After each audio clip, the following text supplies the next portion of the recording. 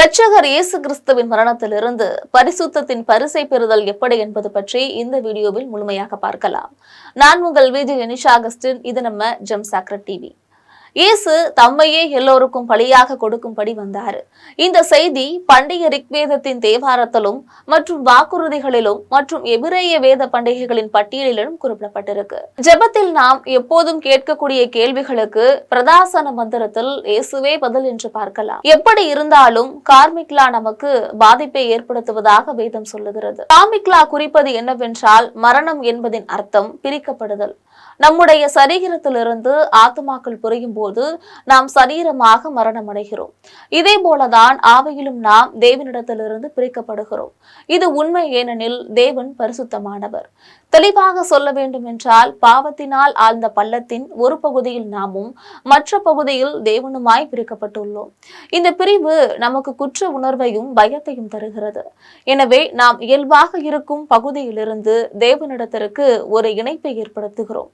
நாம் அவருக்கு பலிகளையும் தொழுவதையும் சந்நியாச முறைகளையும் பின்பற்றுகிறோம். பண்டிகைகளை ஆசரிக்கின்றோம். ஆலயங்களுக்கு செல்கிறோம். அநேக ஜெபங்களை செய்து பாவம் செய்வதை நிறுத்துகிறோம் அல்லது குறைக்கின்றோம். நம்முடைய மத முயற்சிகளால நாம் தேவனிடத்திலிருந்து பிரிக்கப்படக்கூடிய பிளவை கடக்க ஒரு பாலம் அமைக்க முயற்சி செய்கிறோம். இது மோசமாக இல்லை என்றாலும் அது எங்கள் பிரச்சனையை தீர்த்து விடாது. ஏனென்றால் அது மறுபுறத்தில் செழுமையாக வெற்றி பெறாது. எங்கள் முயற்சிகள் போதாதது. இது சைவ உணவை சாப்பிடுவதன் மூலமாக புற்றுநோயை குணப்படுத்தும் முயற்சியாகும். உணவு மிகவும் நல்லது, ஆனால் அது புற்றுநோயை குணப்படுத்தாது. இதற்கு முற்றிலும் வேறுபட்ட சிகிச்சை தேவை. நாம் இந்த முயற்சிகளை விளக்குவது மதப்போக்கின் ஒரு பாலம். அது பிளவுபட்டு ஓரமாக மட்டுமே செல்கிறது. நம்மை இன்னும் தேவனிடமிருந்து பிரிக்கின்றது. நற்செய்தியின் நற்செய்தி என்னவென்றால் இயேசுவின் மரணத்தின் தியாகம் நம்மை தேவனுடன் இணைக்கும் ஒரு பாலமாக அமைகிறது. 3 நாட்களுக்கு பிறகு இயேசு மரணத்திலிருந்து சரீரமாக உயிர்த்தெழுந்தார் என்பதை நாம் அறிவோம். ஆனாலும் சிலர் இயேசுவின் உயிர்த்தெழுதலை சிலர் கடினமாக எதிர்த்து பொதுவாக கல்லூரிகளிலும் கூட பேசுகிறார்கள். இயேசு பூரண பலியை தருகிறார். அவர் ஒரு மனிதனாய் வந்ததனால் ஒரு தூணாக பாலம் போல் இருந்து நமக்கும் தேவனுக்கும் இருந்த பிளவை இணைக்கிறார். அவர் ஒரு பாலம் போன்று இருக்கிறார். இந்த இயேசு எப்படி நமக்கு பலியாக கொடுக்கப்பட்டார்? அது நமக்கு பரிசாய் கொடுக்கப்பட்டது. பரிசை நினைத்து பாருங்கள். நீங்கள் ஒன்றும் செய்யாமல் இலவசமாய் உங்களுக்கென்றே கொடுக்கப்படுவது நீங்கள் சம்பாதித்திருந்தால் அதன் பெயர் பரிசு அல்ல. அதை போல இயேசுவின் மரணத்தை உங்களால் வாங்கவோ சம்பாதிக்கவோ முடியாது. அது உங்களுக்கு பரிசாய் கொடுக்கப்பட்டு விட்டது. அந்த பரிசு என்ன? அது நித்திய ஜீவன். அப்படி என்றால் பாவத்தின் மூலமாய் வந்த மரணம் நீக்கப்படுகிறது. இயேசுவின் மரணம் நமக்கு தேவனிடத்திற்கு போவதற்கும் உதவுவதுடன் வாழ்வை பெறவும் உதவுகிறது. அந்த வாழ்க்கை நித்தியமானது. இந்த பரிசு இயேசு என்ற மரணத்திலிருந்து எழுதவரால் கிடைக்கிறது. அவரே தேவன்.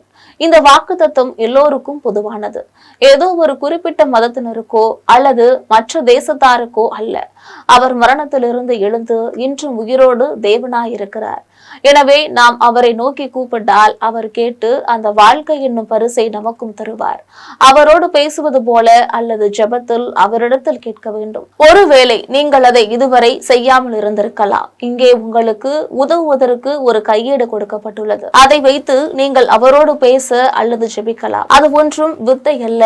வல்லமை கொடுக்கும் சில முக்கிய வார்த்தைகள் ஒன்றும் கிடையாது. அது நாம் அவர் மேல் வைக்கும் நம்பிக்கையும் அவர் நமக்கு கொடுக்க இருக்கின்ற பரிசுதான். நாம் அவர் மேல் நம்பிக்கை வைக்கும் போது அவர் கேட்டு பதிலளிக்கிறார். எனவே நீங்கள் தயக்கம் இல்லாமல் சத்தமாகவோ அல்லது ஆவியில் கூட இயேசு நமக்கு தரும் பரிசை அவரிடத்திலேயே கேட்டு பெற்றுக் கொள்ளலாம். பிரியமானவர்களே, இரட்சகர் இயேசு தன் மரணத்தின் மூலமாக நமக்கு பரிசுத்தத்தின் பரிசை பெறுதல் எவ்வாறு என்பதை பற்றியும் நமக்கானவர் நம் இயேசு என்பதை பற்றியும் பார்த்தோம். நன்றி.